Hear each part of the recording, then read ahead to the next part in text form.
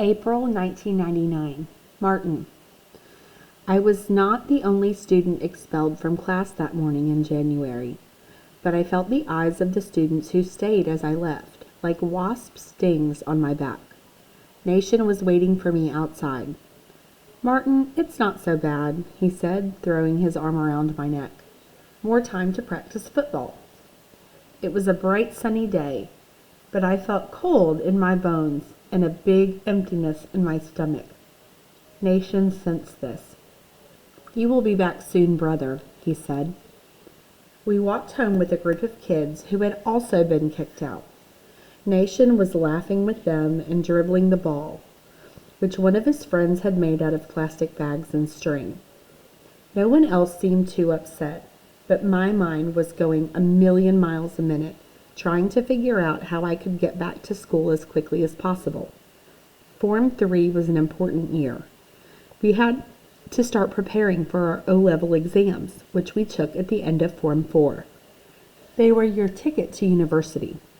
Without those exams, you could not go anywhere or do anything. I was so worried about all those missing lessons and tests. How would I catch up? Nation was not planning to go to university. He was a really good soccer player and wanted to try to make a career of it. I knew school was my only chance of getting a better life. I felt like I was moving backward. I knew my father wanted me to go back to school, but as inflation skyrocketed, we had less money to go around. How could I help my family, plus save up for school? It all felt so overwhelming. And then there was Caitlin, who sent a letter every few weeks. I had no way to respond. She also kept asking for more photos. I realized she didn't understand how impossible this was for me. It was my fault for not explaining it to her, but I didn't want her to know of my struggles. They seemed too low for her. I liked that she thought I was a kid just like her. I also liked living vicariously through her letters. These days it seemed ridiculous, as the life she described was becoming more and more of a fantasy. Trips to the mall, family vacations, and Friday night football games. She had all these exciting things to report. What could I write? Still, her letters kept me connected to this idea that things might improve, that there was a better life awaiting me. As we neared Chisamba Singles that morning, the empty feeling in my stomach grew. It wasn't hunger for food, but for a better life. I had no idea how to get there. So when Peter, one of the other boys who had been kicked out as well, asked if I wanted to go to the market that same afternoon to work, I agreed. It was bad enough working weekends, but to be here on a school day felt wrong. I was competing with hundreds of people, each trying to make a buck. This type of pickup work automatically put you in the lowest class. I had no choice. If I couldn't depend on my father, I'd have to make money myself. As Peter and I neared the market, I could smell the roasted peanuts and hear the rumble of the buses and shouts from people selling water, mangoes, and sadza as we crested a small hill. From the top, I could see the sprawl of people selling oranges, avocados, packets of nuts on brightly colored pieces of material, or small cardboard tables made from overturned boxes. Others sold live chickens, so there were crates piled as tall as a grown man, filled with rustling feathers and frantic clucks. The market was encircled with idling buses and long lines of people waiting to go to Harare or Bulawayo, or to countries like Mozambique, Botswana, or South Africa. Local routes also ran every hour to Mutare city center, 30 minutes away. Those buses were always jam-packed with people. I knew from my weekend experience that the easiest way to make fast money was to carry luggage for passengers.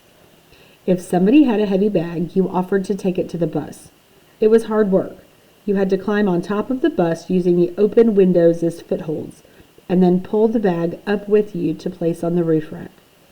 I was excited when a man offered me $2 to carry his bags. After I lugged them through the market and heaved them up on the bus, he said, "Actually, I only have $1." That happened a few times that day. You could either take the bags back to where you first started carrying them or take the dollar. I figured that it was an extra dollar I didn't have before, but I was still angry about it. After 2 more jobs like this, I was exhausted. There was no shelter and the sun was blistering hot. The worst part of the job was jostling with other kids who were desperate like me. Together, we formed a competitive gang. After my 3rd run, I was also famished. I wanted to buy something to eat, but that would take all the money I had just earned. So I kept working all day and felt let down when I came home with only 4 Zim dollars. I gave the money to my mom, who shook her head. Every little bit helped, but we both knew I'd never go back to school at this rate. Still, I was determined. Every day that week, I went to the market with Peter to wash cars and carry luggage. By Friday, I had earned 20 Zim dollars, 530 to go. My father asked about my day and could not look me in the eye when I reported my earnings. So I was surprised when he sat next to me at breakfast midway through my 2nd week working and said, "Martin, go to school today. Tell them I'll pay them next week." I felt a throb in my temples and my throat. The thought of going back to school was exhilarating, but I also knew they wouldn't take me without the full fee. Nevertheless, I felt a rush of excitement when I put on my uniform that morning and thought maybe, just maybe, they'd make an exception. My chest grew tight as I rehearsed my father's words on my way to school. Patrick spotted me and shouted, "Martin, you're back." I waved and kept walking. I decided to go directly to my teacher, who was preparing for class, when I knocked on the door. "Welcome back, Martin Gonda," he said, rising to greet me with a wide smile. I kept my eyes on the concrete floor as I relayed my father's promise. "Let's see what I can do," he responded. I looked up, unable to contain my own enthusiasm. "Fantastic," I said. "I will do my best, I promise." "Martin," my teacher interrupted, "I already know what a dedicated student you are. I will try, but I cannot make any promises." The bell rang and kids started arriving in the classroom. I placed my hands together in a prayer position and bowed at him, our way of saying thanks in Shona. And then I took my seat front row center. I spent that first class trying to concentrate on the lessons, wondering whom I should ask for the best notes to catch up for all the lectures I had missed. But then, toward the end of that period, I saw the school's financial manager standing at the doorway. The teacher invited him in. I held my breath. The manager asked which students had returned to class. I was the only one that day, and so my teacher asked him to step outside for a moment. I said a silent prayer. The teacher returned with tight lips and a grim expression, followed by the financial manager, who came up to my desk and asked, "Did you pay your fees?" "No, sir," I started. My father said, before I could finish, he said, "Martin, I must see the paid receipts before you can enroll in class again.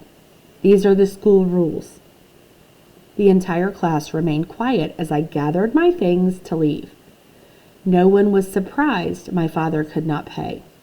This was the story of too many people in Zimbabwe. Why did I think I was any different?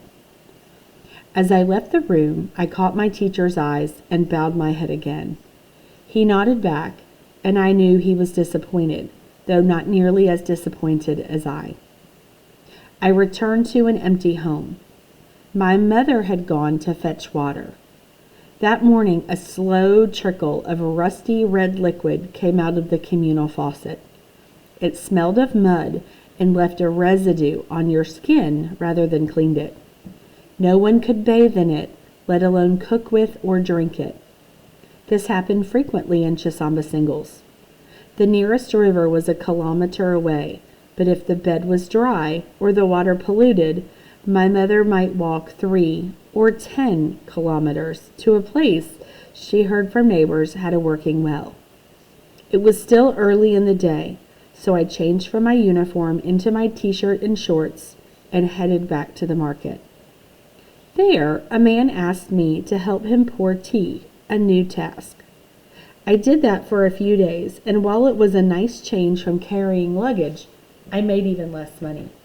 So I was intrigued when Peter asked me to help him sell cold drinks. It was a particularly hot day, and he had frozen these small packets of juice. He offered to split any profits we made after he was reimbursed for the cost of the drinks. I was excited, especially since by the day's end, I had sold 2 boxes worth and only had a few juices left. The sun was casting an orange glow over the market as I headed toward a bus leaving for Harare. There were 3 and 4 people to each 2-person seat. I boarded, holding the box over my head, shouting, "Cold drinks! Cold drinks!" As I squeezed my way toward the back, I saw William, a friend from school, sitting with his brother, laughing. William was in group 1 with me. He was clever and cared about school as much as I did. But he lived in a house and both of his parents worked. He never had to worry about school fees or textbooks or money for exams. He had more than 1 uniform and several pairs of shoes.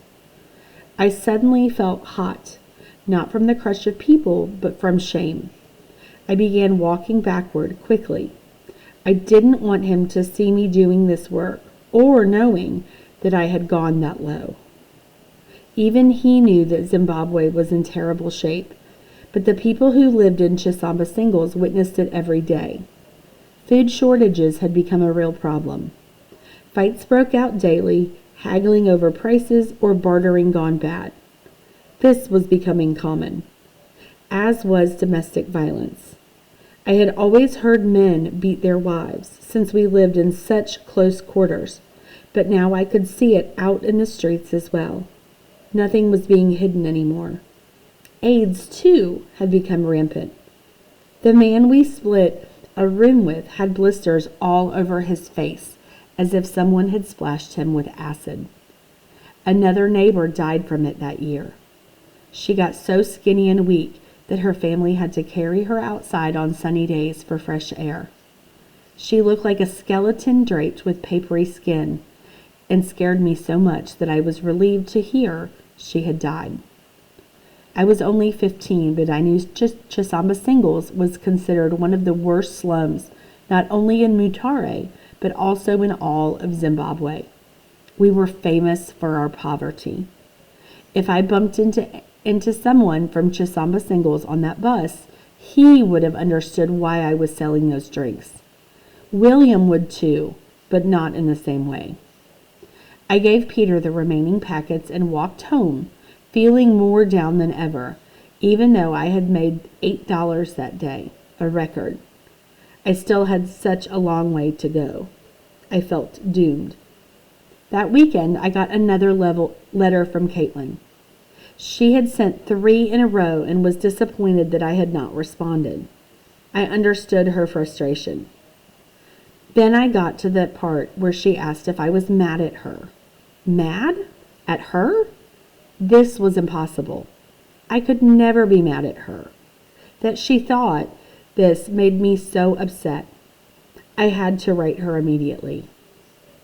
I had saved 32 Zim dollars and needed 16 for stamps, which would set me way back from returning to school. But this was important. I still had to find something to write on. My dad was lucky to still have a job. Retrenchment had begun at the factory. They were firing older employees and hiring younger ones for less pay. I went back to the market the next day and kept my eyes open for something to write on. When I saw a young boy fling the wrapper from an ice cream bar onto the ground, I grabbed it without anyone noticing. It was still clean except for a chocolate smear, which I wiped off on my shorts. I ran home to write Caitlin. Since the paper was quite small, I compressed my handwriting to get as many words on the page as I could. This was a big moment in our relationship. I decided to tell Caitlin the truth about why I had not been in touch, and I prayed that she would understand and that she would still want to be my friend. The following day, I took my note to the post office along with extra money my mom gave me that morning to buy an envelope. I knew Caitlin's address by heart and wrote it in the center of the envelope, trying to leave enough space for all the stamps it needed to make it to my best friend's house.